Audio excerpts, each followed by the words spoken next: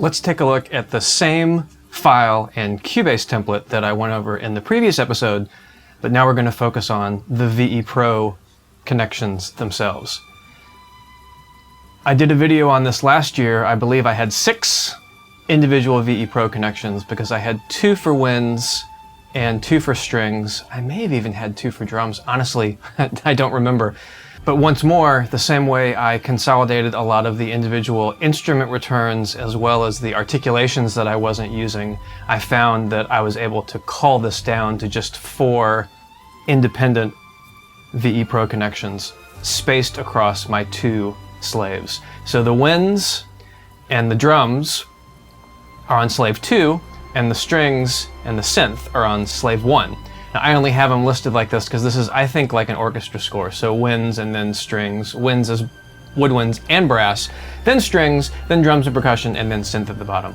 So they're all connected to independent JGM02, JGM01, JGM02, JGM01, and they house all of the samples that I use in my template, whether it's synths, orchestra, sound design, Kontakt, everything is on slaves, nothing is on my main machine.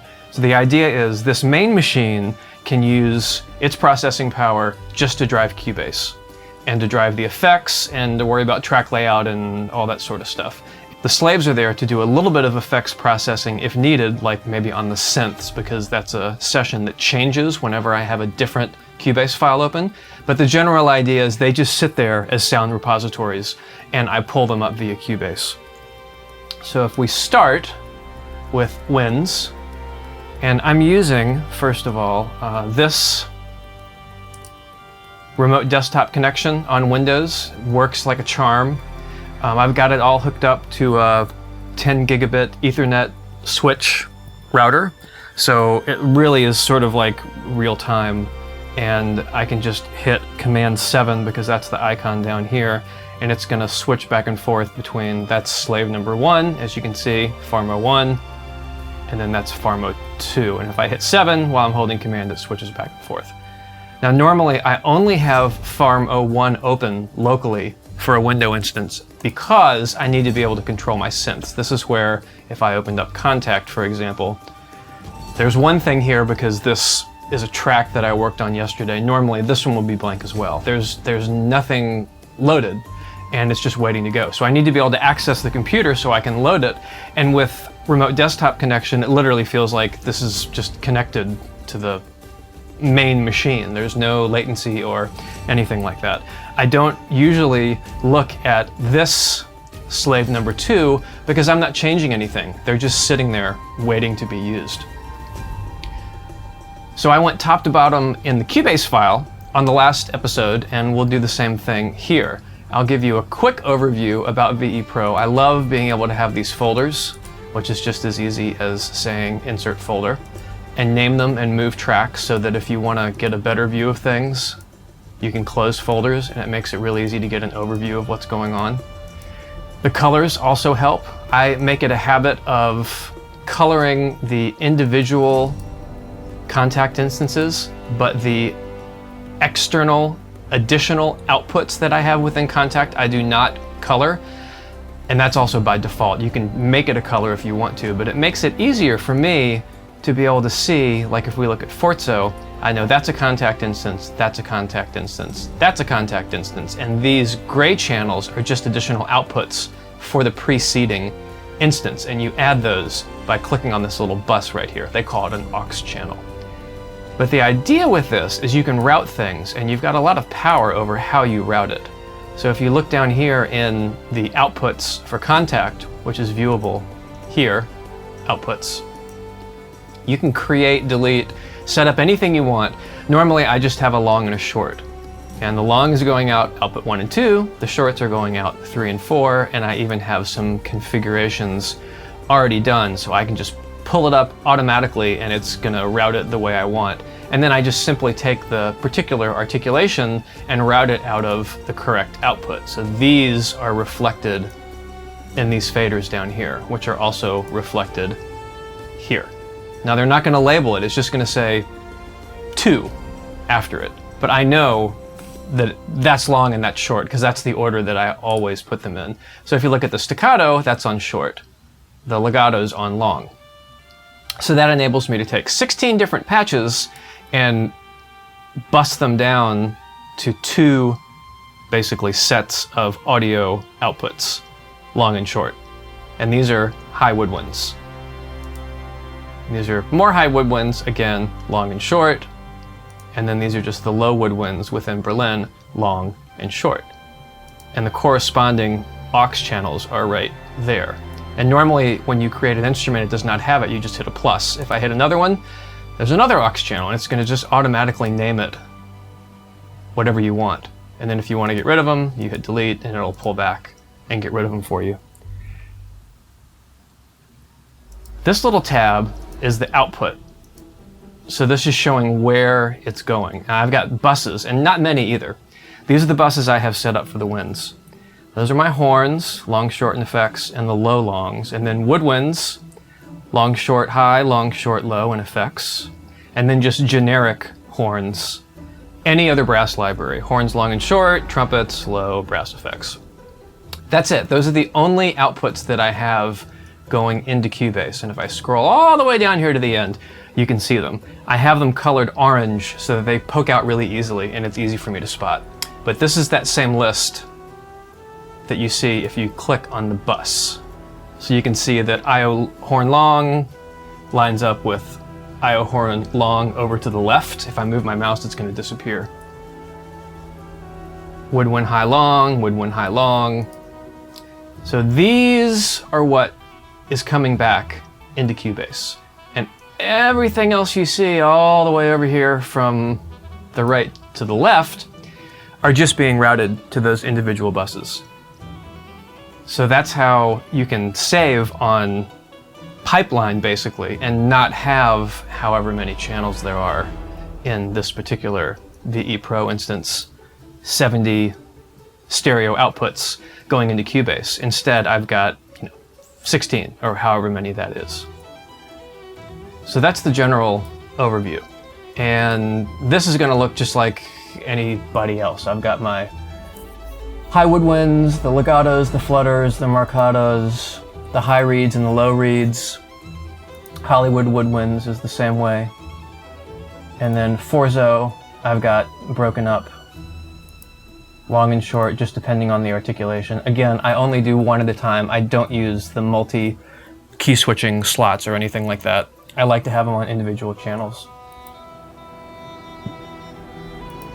Horns, trumpets, tenor bones, basses, nothing very exciting to see here.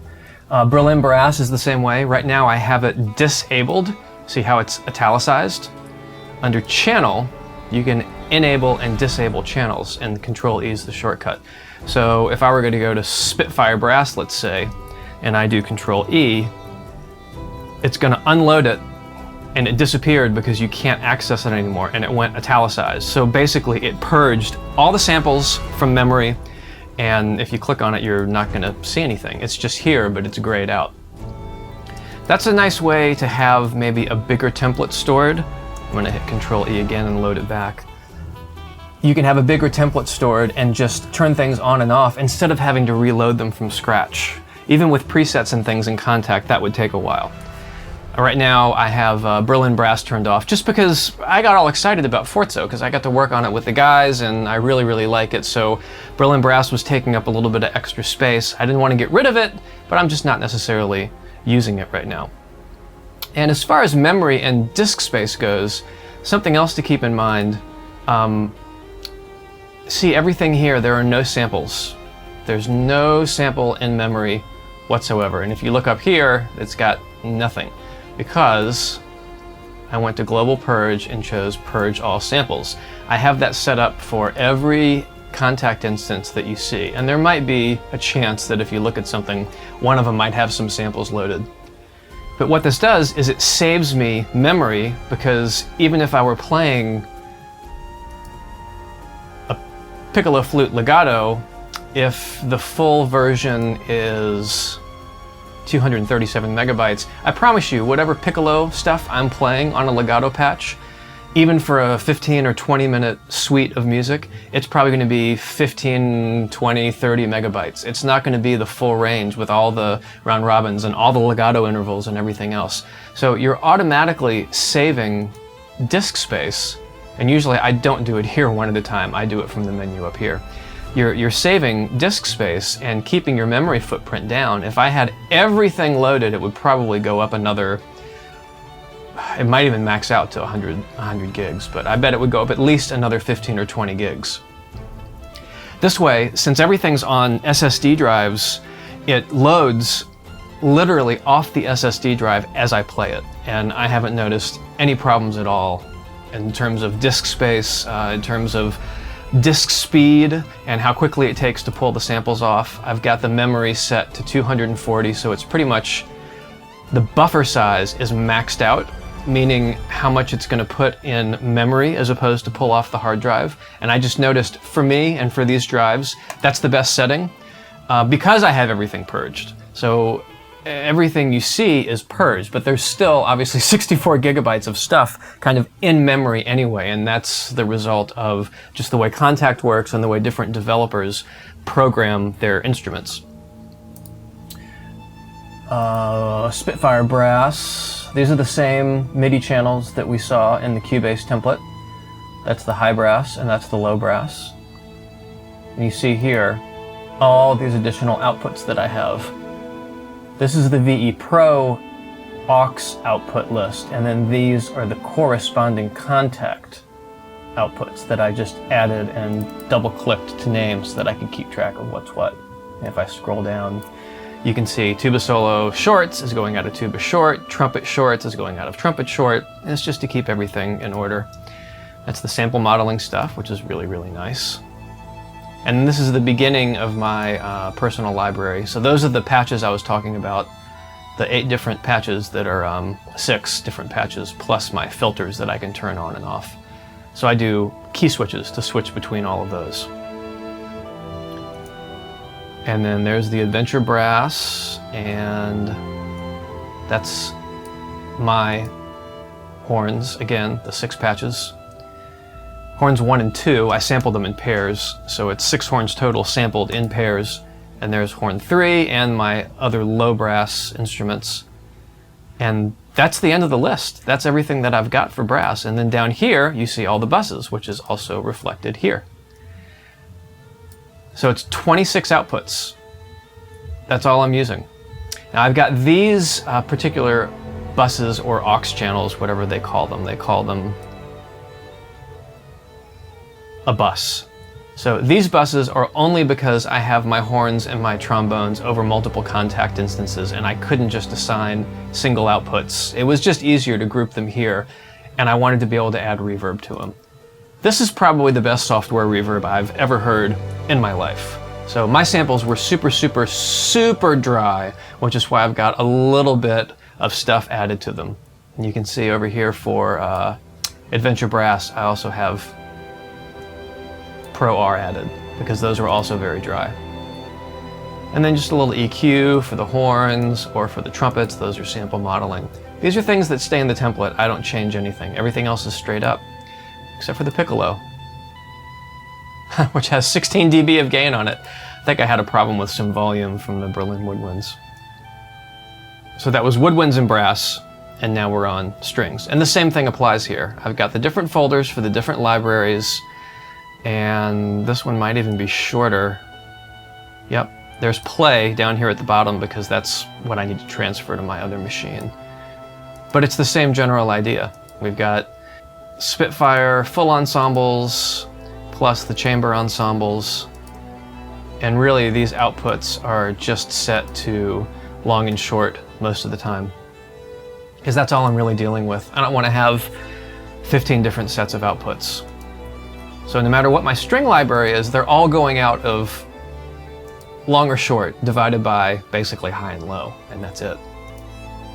So it made it a lot easier to keep track. You can see here with Cinematic Studio strings, I have only, that's supposed to be turned off, only individual tiles or patches / articulations for each one of the instances so that I can have them on individual MIDI channels. And I normally have this purged as well. Play is its own beast, of course, but I've got play going, and you can do alternate outputs with play as well, so I've got high and low legatos. And then shorts and pits.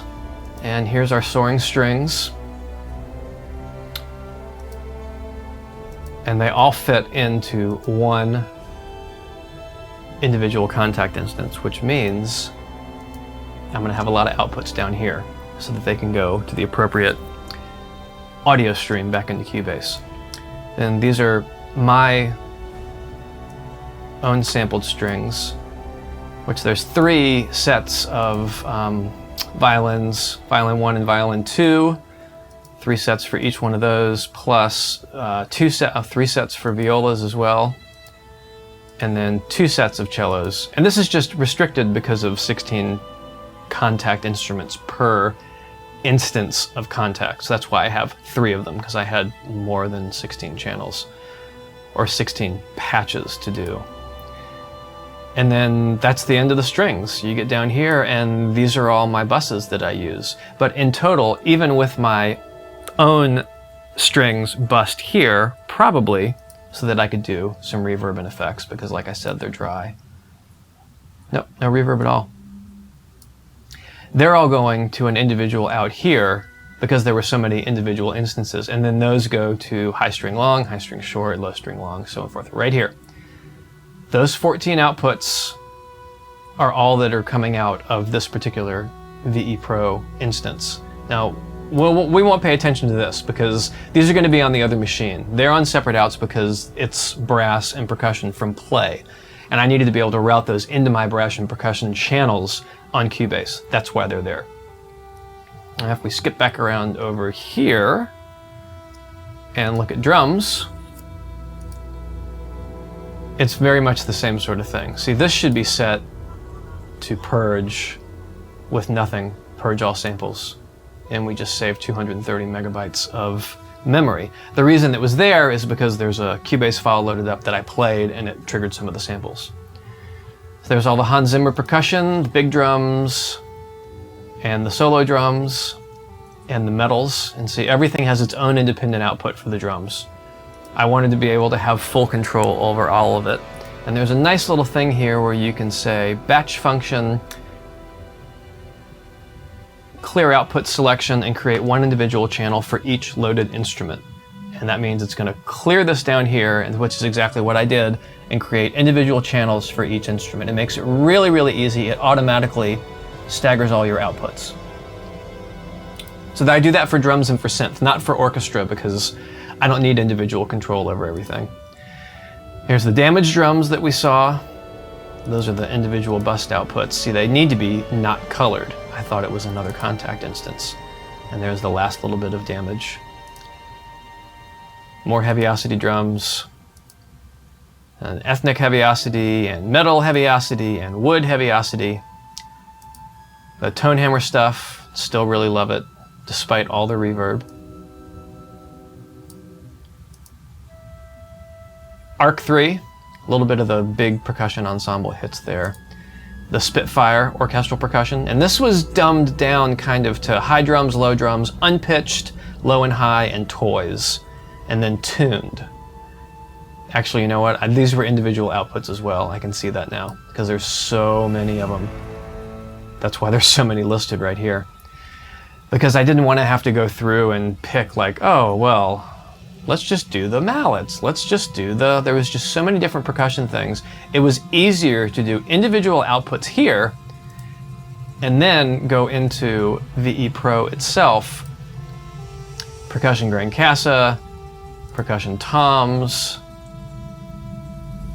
percussion metal, percussion mallets, percussion aux. So these buses are where I narrow down all of those audio signals that are coming out of VE Pro. So I can have Grand Casa percussion from Spitfire, from Cinesamples, from wherever I'm getting it.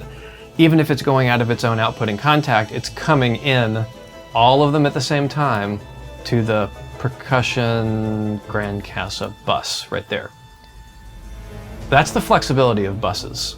you can narrow your channel width and your bandwidth down significantly. Where were we? Harp, Spitfire harp, love it. These are all the stings I was talking about from Heavyocity. And the Aeon hits that I've got tuned, just like this with tuning knob. So they're set to C, and then I just tune them all individually. And these are the heavy hits that I use all the time from Damage and Gravity. And the stings from Gravity that are just absolutely amazing. On my very limited Strike Force palette, I use those 4, and then I use sometimes those guys. Technically they could be in one contact instance, but I had more loaded up and I've just been kind of culling them as I've gone, so it was just easy for me to leave them open. But you can see there's low and high, that's low and high drums, and then metal, and I guess just drum, which means like snare drums essentially. And then we've got our buses down at the bottom, and that's everything. I can't emphasize the importance of being able to use buses instead of just having everything out of individual outs. The buses really, really help you not only economize your voices and your CPU and everything, but also just your mental health, knowing that you've got, 50 outputs here instead of 137. So last but not least are our synths, which, I've got lots of Yuhi. I only have them collapsed down because these folders are closed and the additional folder is here, because I want to be able to go here and either get to contact, like nice and easy, without having to scroll, or RMX, or Omnisphere, which always takes a second to load the first time you open it, or Zebra, or Diva. So that way my kind of main selection, which I go to contact a lot, I don't have to scroll down.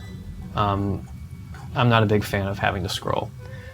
So this is pretty straightforward because all of these are set to individual outputs, every single synth. There aren't going to be, I don't think, any buses at all on these because they all have their own outputs.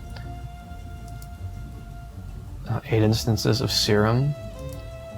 There's Nexus, Synth Master, and Uno LX, which is just absolutely fantastic. I've got some presets that I've programmed and used. I use this a lot for Project Blue Book, a TV show that's running right now on History Channel, I think.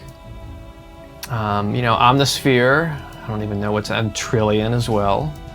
And RMX, which is still so powerful, use it all the time. Really, really great stuff. And here's NI with all the instances of, Absinthe and Battery and Massive, just all ready to go. And then my contact instances, which are going to be pretty boring because they're all blank. Now I have these set up like this as a default. That one's actually a few channels short, so that when I drag a patch, I can choose if I want to go to maybe channel 5 or channel 2, or just to the next channel. But this way, anything that you drag, like if you drag this to here, see how it still stays at stereo output 9 and MIDI channel 9? So it will automatically increment both of those if you add them and there's a blank space here, but sometimes I want to be able to just do that as opposed to worrying about where it's going to pop in or double clicking on it here. I always click and drag. And if we go to the mixer, it's going to be an identical setup of what you saw. Everything has its own individual output. So there's no buses here. Nothing shows up as a list in the buses because I didn't use any. It's all just 450 stereo, 450, 225 stereo outputs, which is just chain from left to right. You can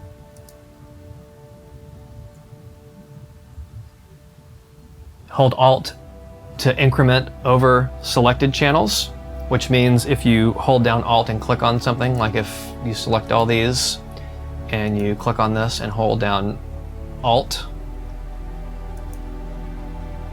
when you click, and now you go to 63 and 64, it's going to start at 63 and continue those all the way up to the top. You have to hold Alt before you click, or the menu will disappear. And with the same way you can hold Shift, it will assign them all to the same thing. So if you hold Shift and say 17 and 18, now it's going to assign all of them to 17 and 18. That's a real powerful shortcut. When you start dealing with more than even 3 or 4 of these channels, being able to reassign them like that goes a long way. Same thing with the MIDI channels. You can do that as well, to have them MIDI channels either cascade or be at the same channel. And these just go up. These folders are closed, but you can see my MIDI channel assignments just go up from the left to the right. It just made it easier. So that's the other half of my Cubase template, this time looking from the side of VE Pro.